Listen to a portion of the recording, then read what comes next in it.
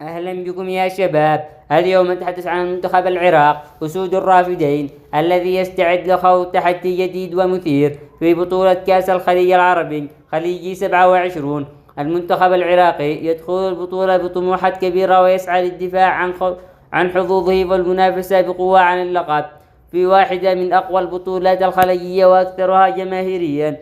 وقد أوقعت القرعة أسود الرافدين في المجموعة الأولى إلى جانب منتخب السعودية وعمان والكويت، وهي مجموعة قوية تنتظر فيها الجماهير مواجهات نارية ومنافسة كبيرة على بطاقة التأهل. ويبدأ المنتخب العراقي مشواره المواجهة سلطنة عمان يوم الأربعاء 23 سبتمبر 2026 الساعة 5:30 مساء على توقيت مكة المكرمة، ثم يلتقي في الجولة الثانية مع منتخب الكويت يوم السبت 26 سبتمبر 2026 الساعة 6:55 مساء على توقيت مكة المكرمة. ويختتم أسود الرافدين مباريات دور المجموعات بمواجهة قوية أمام المنتخب السعودي صاحب الأرض والجمهور يوم الثلاثاء 29 سبتمبر 2026 الساعة 8:30 مساء على توقيت مكة المكرمة.